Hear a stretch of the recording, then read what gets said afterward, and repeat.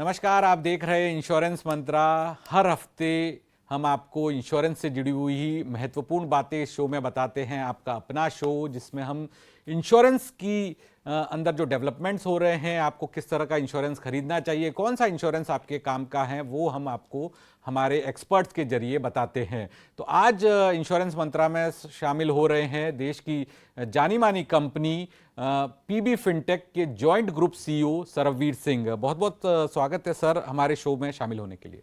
बहुत खुशी आपके शो में शामिल होने की।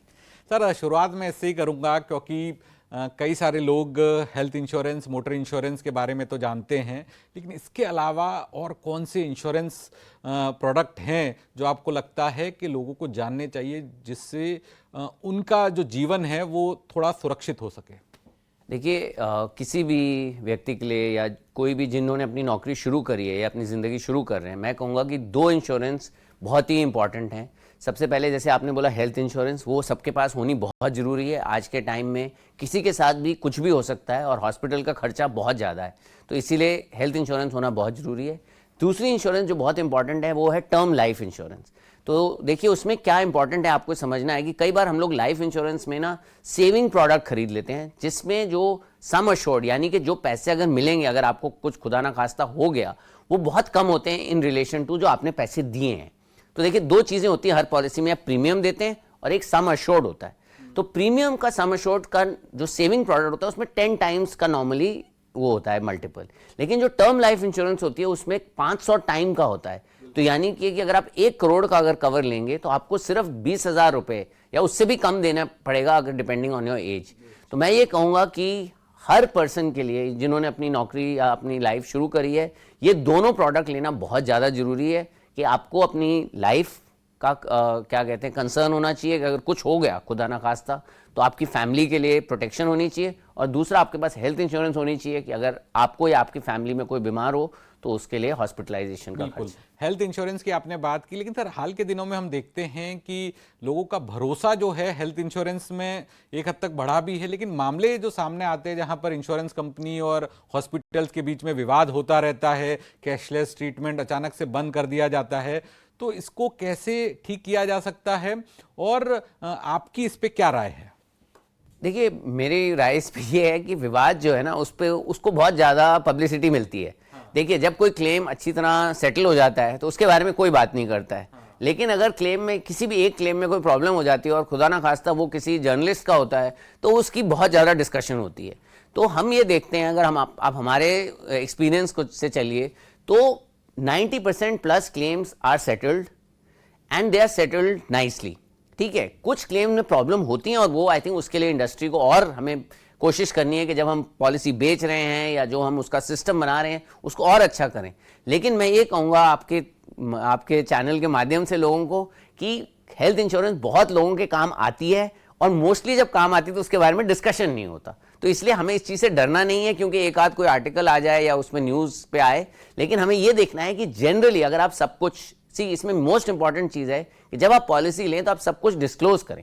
अगर आपको कोई बीमारी है या हुई थी पहले कभी भी, वो आप उसमें लिख दीजिए। अगर आप लिखेंगे तो आपको क्लेम में कोई प्रॉब्लम नहीं होगी, और यही मेरा आपके चैनल के थ्रू मैसेज होगा। बिल्कुल सर, और भी आपके मुताबिक जो है, अपने हेल्थ की, लाइफ की तो बात कर ली, लेकिन और कौन से इंश्योरेंस प्रोडक्ट हैं जो सस्ते में अवेलेबल हैं, जो आपको सुरक्षा देते हैं, जिन पर लोगों को ध्यान देना चाहिए? तो उसमें मैं कहूँगा कि एक बहुत इंपॉर्टेंट प्रोडक्ट है होम इंश्योरेंस, और वो अभी हमारे देश में वो बहुत ज़्यादा उसको लोग यूज़ नहीं करते हैं। लेकिन अब हो क्या रहा है, अगर आप देखिए, एक तो घरों की वैल्यू वगैरह काफ़ी बढ़ गई है, और जो भी हम होते हैं, हम अपने घर में अपनी काफ़ी हद तक अपने मीन से ज़्यादा ही पैसे खर्च करते हैं। बिल्कुल, जो भी आपके उस वक्त अर्निंग होती है उससे थोड़ा ज़्यादा ही आप लगाते हो। तो उसमें आप दो चीज़ें होती हैं, एक तो आपका लैंड होता है या जो स्ट्रक्चर होता है, दूसरा उसके कॉन्टेंट होते हैं। और अगर आप देखिए अब फ्लैट्स वगैरह या घरों में लोग बहुत खर्चा करते हैं उसको बनाने में, लेकिन कभी कुछ हो जाए, कोई आग, कोई पानी का डैमेज हो जाए, कुछ कभी बर्गलरी हो जाए, तो उसमें काफ़ी लॉस हो सकता है। तो मेरे हिसाब से होम इंश्योरेंस लेना एक बहुत इंपॉर्टेंट चीज़ है। इसके बारे में बहुत कम लोग सोचते हैं, लेकिन ये बहुत अफोर्डेबल भी है जैसे आपने बोला, और दूसरा इससे प्रोटेक्शन भी बहुत मिलता है। और क्योंकि हम अपने घरों में इतना पैसा खर्च कर रहे हैं, मेरे ख्याल से होम लोन इंश्योरेंस, इंश्योरेंस लेना बहुत जरूरी है। बिल्कुल।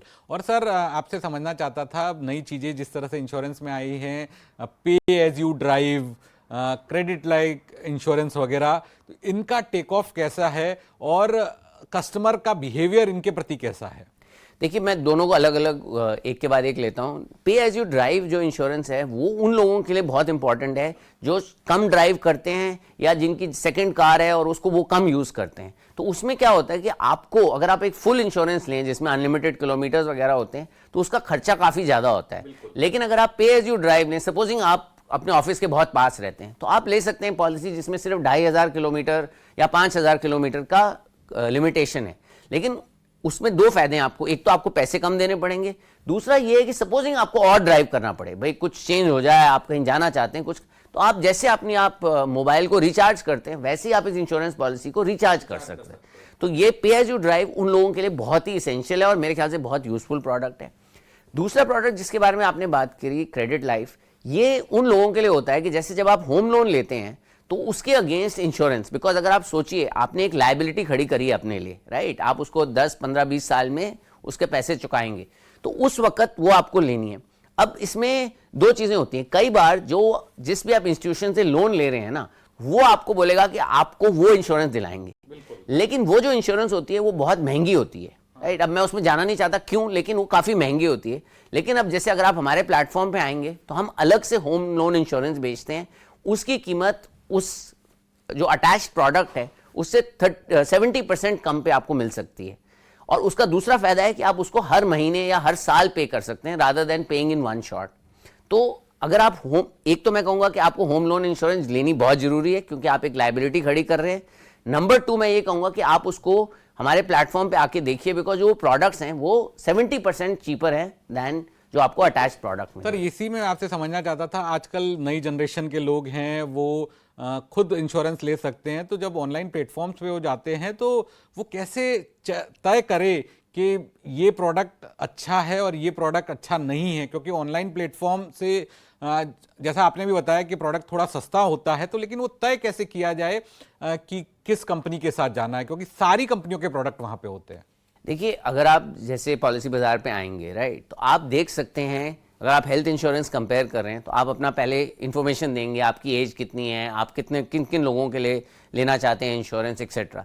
जब आप वो लेंगे तो आपको एक लिस्ट मिलेगी ऑफ पॉलिसी जो आपके लिए सूटेबल हैं, उनको आप कंपेयर कर सकते हैं, आप प्राइस देख सकते हैं, आप उनके फीचर्स देख सकते हैं, आप ये देख सकते हैं कि किसमें रूम रेंट की लिमिटेशन है, किसमें नहीं है, आप ये देख सकते हैं किसमें डे 1 कवर है, किसमें नहीं है, आप ये देख सकते हो कि उसका नो क्लेम बोनस कितना है, कैसे वो बढ़ेगा, कैसे चेंज होता है, आप उसमें देख सकते हैं कि एनुअल हेल्थ चेकअप है कि नहीं। तो आप प्रोडक्ट को पूरे तरीके से कंपेयर कर सकते हैं, नॉट जस्ट कि उसकी प्राइस कितनी है। फिर आप देख सकते हैं कि कंपनी का क्लेम सेटलमेंट रेशियो क्या है, तो उससे आपको पता चलेगा कि भाई क्लेम मिलने का क्या चांस है। एंड फाइनली मैं ये कहूंगा कि आप अपनी रिसर्च जरूर करें और आप एडवाइजर से भी जरूर बात करें। देखिए, एडवाइजर आपसे बात करने के लिए बैठे हैं, अगर आप उनसे बात करेंगे वो आपको समझा देंगे और अगर आपके कोई डाउट वगैरह होंगे वो भी क्लियर हो जाएंगे। तो इसमें कोई वो नहीं है, आप अपना रिसर्च भी कर सकते हैं, आप एडवाइजर से भी बात कर सकते हैं। सर इसी में मैं पूछना चाहता था सर, कई बार जब आप प्लेटफॉर्म पे जाते हैं केवल कंपेयर करने के लिए, लेकिन उसके बाद कई लोगों का ये मानना है और मैंने खुद ने भी अनुभव किया, फिर जो है वो फोन आने लगातार शुरू हो जाते हैं और लगातार वो फोन चलते आते रहते। मेरे साथ भी हुआ, लेकिन इतनी बार मुझे जब मैंने चेक किया और उसके बाद इतनी बार मुझे कॉल आए तो मैंने पॉलिसी ले ली और आज मैं खुश हूं कि अच्छा वो इतने सारे फोन आए और मैंने टर्म इंश्योरेंस आपके प्लेटफॉर्म से ले लिया। लेकिन अगर कोई नहीं लेना चाहे तो उसके पास क्या इलाज है कि मेरे पास ये फोन नहीं आए? देखिए, उसमें दो बातें हैं, जैसे आपने लास्ट में कहा ना, वो बहुत इंपॉर्टेंट बात है कि इंश्योरेंस एक ऐसी चीज़ है जिसमें थोड़ा जब तक आदमी को 2-3 बार बोला ना जाए ना तो वो लेता नहीं है, क्योंकि इसमें क्या है कि हमेशा कोई ना कोई बहाना मिल जाता है कि आज नहीं लूंगा, बाद में ले लूंगा, जल्दी क्या है, एक्सेट्रा एक्सेट्रा। सो एक तो आई थिंक ये इंपॉर्टेंट चीज़ है कि हमारे प्लेटफॉर्म का ये फोकस है कि अगर किसी बंदे ने अपना इंटरेस्ट दिखाया है तो हम उसको पूरी कोशिश करें कि उसको इंश्योरेंस मिल जाए। दूसरी चीज़, जहाँ तक आपकी बात रही, अगर आज आप आएँ, आप ये कर सकते हैं, आपको कोई फोन करे आप उसको कह सकते हो कि भाई मेरे को आपसे बात नहीं करनी या मैं अभी सिर्फ रिसर्च कर रहा हूं, अभी मेरे को फोन मत करिए, तो यू विल फाइंड कि आपको फोन नहीं करेंगे, क्योंकि अब हमने बिल्कुल AI वगैरह पूरा लगाया हुआ है। सो इसमें क्या है कि चाहे जो एडवाइजर है, हो सकता है वो ये ना कहना चाहे कि भाई अनुराग को फ़ोन नहीं करना चाहिए, क्योंकि उसको लगेगा कि मैं उसके पीछे पड़ूं।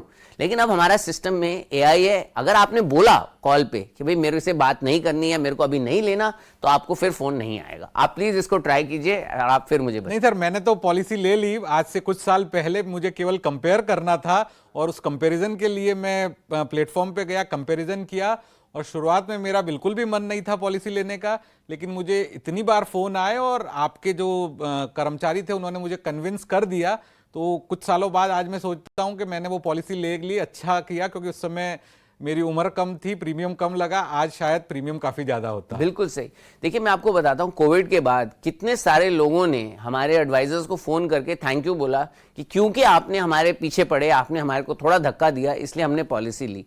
तो देखिए दोनों चीज़ें इंपॉर्टेंट हैं, थोड़ा धक्का और प्रेशर इंपॉर्टेंट है, लेकिन मैं बिल्कुल आपकी बात से सहमत हूँ कि किसी को तंग नहीं करना। और अब हमारे प्लेटफॉर्म पे हम बहुत ध्यान रखते हैं कि हम किसी को तंग ना करें। अब नहीं करते हैं, मतलब ऐसी और भी कुछ सुझाव थे लोगों के जिसको आपने सही बात है। देखिए जैसे जैसे कंपनी आगे बढ़ती जाती है वो अपनी चीज़ों को और इम्प्रूव करती रहती है, और हमने अब टेक्नोलॉजी एग्जिस्ट करती है जिससे हमें पता चल जाता है कि भाई क्या बोला है किसी कस्टमर ने, तो हम उस चीज़ को ऑनर करते हैं। बिल्कुल।